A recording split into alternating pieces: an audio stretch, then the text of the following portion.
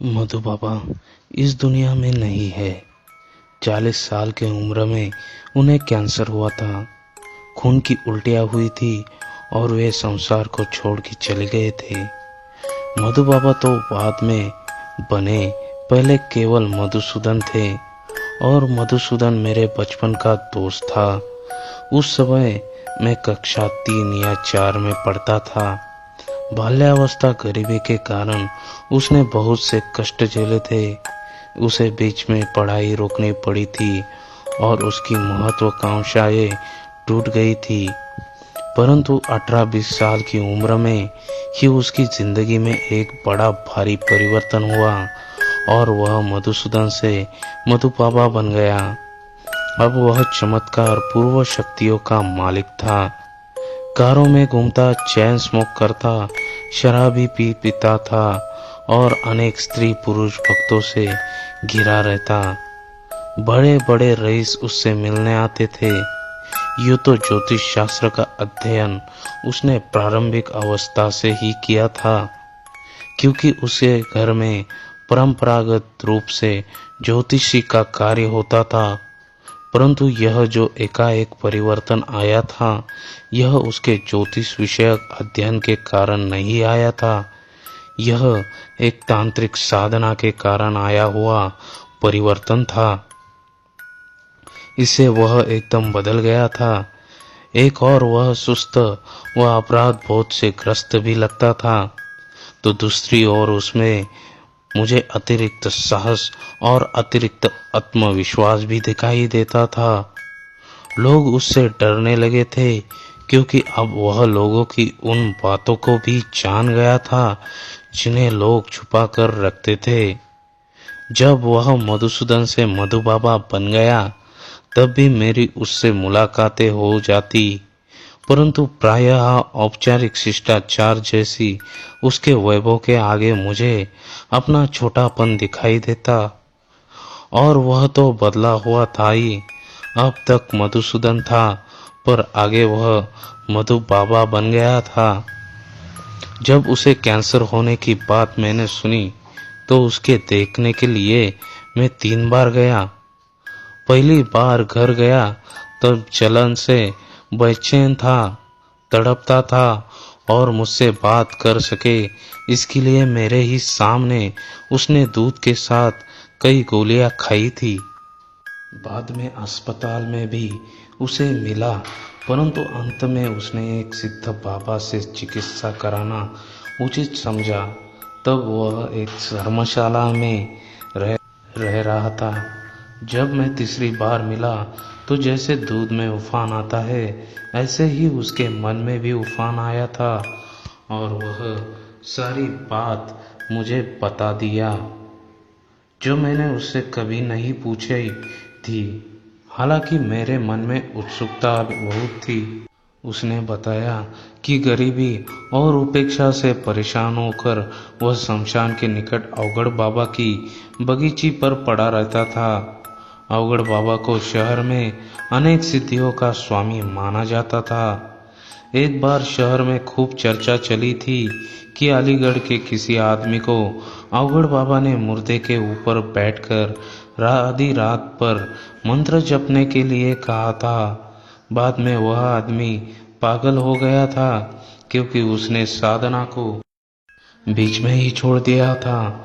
उसी बाबा से बहुत जिद करके मधुसूदन ने दीपावली की रात को कर्ण पिशाचिनी की मंत्र लिया और उनसे द्वारा बताए कर्मकांड के अनुसार साधना करने लगा। मधुसूदन ने संध्या गायत्री छोड़ दी, नहाना धोना छोड़ दिया और 30 दिन तक दांत भी साफ नहीं किए। सफाई और स्वच्छ के बीच जो संस्कार मधुसूदन को कुल परंपरा से मिले थे, वह सब उसने छोड़ देने पड़े, क्योंकि बाबा ने साधना के ऐसे अनिवार्य बताया था। 3 सप्ताह तक मैल कुचली और व्रणित अवस्था में मधुसूदन ने कर्ण पिशाचिनी का जाप किया, परंतु चौथे सप्ताह बाबा ने उसे जो कुछ करने को कहा, उसे सुनकर उसके मन में विक्षोभ और पश्चाताप हुआ। क्योंकि बाबा ने पहले ही कहा था कि यह सिद्धि मत करो, इसे तुम नहीं कर पाओगे। परंतु अब क्या किया जाए, उसे डर था कि बीच में साधना छोड़ देने के परिणाम घातक हो सकते हैं। बाबा ने आज्ञा दी थी कि भूख लगने पर वह अपना ही मल खाए और प्यास लगने पर अपना ही मूत्र पिए। इससे पहले वह 3 दिन तक उपवास कर चुका था। 3 दिन से अपने कमरे में बंद वही मल, वही मूत्र, वही दीपक की ज्योति, हड्डियों की माला, सामने खोपड़ी दुर्गंध, आधी रात पर दक्षिण दिशा में मुंह करके 108 माला का जाप। मधु बाबा ने बताया था कि वह उसकी तांत्रिक साधना की चरम अवस्था थी। तब वह आदमी नहीं रह गया था, कुछ और हो गया था। मल मूत्र खाने वाला कुछ और। चौथी रात्र में उसने देखा बिखरे बाल, बड़े दांत, नग्न शरीर, अस्थि माला पहने काले रंग की युवती। वह भ्रम और संदेश में था कि यह सपना है या सच्चा। उसने दरवाजों को देखा तो सांकल बंद थी। उस युवती ने मधु बाबा के शरीर पर मल मूत्र का लेप किया। मधु ने बताया कि वह डरा तो बहुत, परंतु बाबा के आदेशानुसार जब मैं संलग्न रहा और पिशाचिनी उसके शरीर से खेलती रही।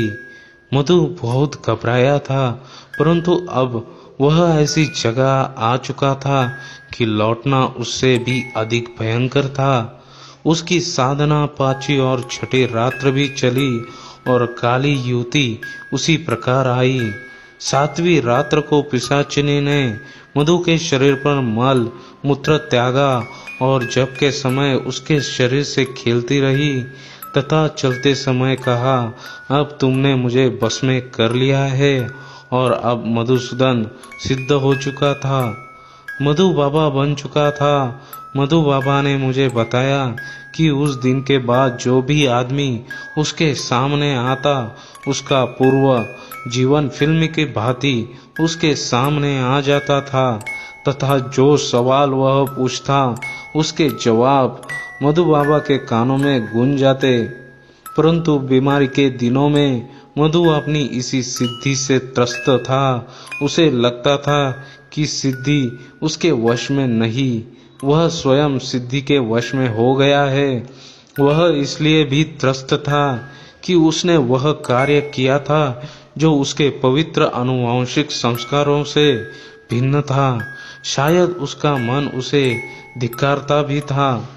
आज मधु की बातें पर विचार करता हूँ तो मनोवैज्ञानिक प्रक्रिया की सारी तस्वीर सामने आती है।